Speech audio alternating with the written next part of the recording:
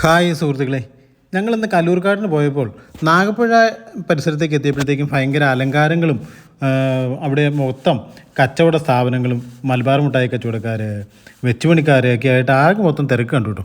എന്താണെങ്കിലും ഞങ്ങൾ വണ്ടി നിർത്തി അവിടെ ഇറങ്ങി. ഉത്സവം പെരുന്നാളും ഒക്കെ നമുക്കൊരു വീക്കെൻഡ്സ് ആണെന്ന് അറിയാമല്ലോ. ഞാനും ഗോപുവും കൂടെ നേരെ പള്ളിയിലേക്ക് ഇറങ്ങി കേട്ടോ.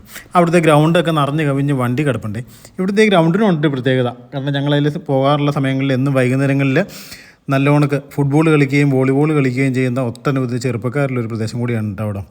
ഞങ്ങൾ ഏതായാലും ഗേറ്റ് കടന്ന് അകത്തേക്ക് കയറി. അപ്പോൾ ആ ഗേറ്റിൻ്റെ പടം എടുക്കുന്ന കൂട്ടത്തിൽ നമുക്ക് ഒരിടത്ത് ശ്രദ്ധിക്കപ്പെടാണ്ട് പോണ ഒരു കാര്യം നമ്മുടെ ശ്രദ്ധയിൽപ്പെട്ടേ. അവിടെ രണ്ട് ആനകളുടെ പ്രതിമകൾ ഗേറ്റിൽ രണ്ടിടത്ത് നിൽപ്പുണ്ട്. അതുപോലെ അകത്തേക്ക് കയറി കഴിഞ്ഞപ്പോൾ അവിടെയും ഉണ്ട് ആന. അതിനപ്പുറത്തെ പുൽത്തകടിയിൽ നോക്കിയപ്പോൾ അവിടെയും ആനയുടെ പ്രതിമകൾ. എന്താണെന്ന് അറിയാനായിട്ട് നമ്മളവിടെയുള്ള പ്രായമുള്ള ഒരു മുത്തശ്ശിയോട് ചോദിച്ചു. അപ്പോൾ അവർ പറഞ്ഞ ഒരു കഥയുണ്ട്. ഈ പള്ളി AD 900 പണിതൊരു പള്ളിയാണ്. അത്രയും പഴക്കമുണ്ട് പള്ളിക്ക്. അപ്പോൾ ആ പള്ളി പണിയുന്ന സമയത്ത് അന്നിവിടെ ജനവാസ മേഖലകളല്ലായിരുന്നു, നിബിഡമായ വനമേഖലയായിരുന്നു. അപ്പോൾ അത് പണി തീർക്കേണ്ട സമയമായപ്പോഴത്തേക്കും ആനക്കൂട്ടങ്ങൾ വരികയും ആ പള്ളി കുത്തിമറിച്ച് കളയുകയും ചെയ്തു. അപ്പോൾ അതിലൊരു കൊമ്പൊടിഞ്ഞ് അവിടെ വീണ് മരിക്കുകയും ചെയ്തു. അതിൻ്റെ ഒരു സ്മരണാർത്ഥമാണ് ഇവർ ഈ ആനകളുടെ പ്രതിമകൾ പല ഭാഗത്തായിട്ട് സ്ഥാപിച്ചിരിക്കുന്നത്. അതുകൊണ്ട് തന്നെ പഴമക്കാരുടെ ഇടയിൽ ഇതിന് ആനകുത്തി പള്ളി എന്നൊരു പേര് കൂടി ഉണ്ടായിട്ടുണ്ട്. AD 900 വാച്ചാക്കൽ മാപ്പിള എന്ന ആളാണ് കേട്ടോ ഈ പള്ളി പണിയുന്നതിന് മുൻകൈ എടുത്തതെന്ന് പറയപ്പെടുന്നത്. പിന്നീട് 1766 1960 പള്ളി പുതുക്കി പണിതിട്ടുണ്ട്.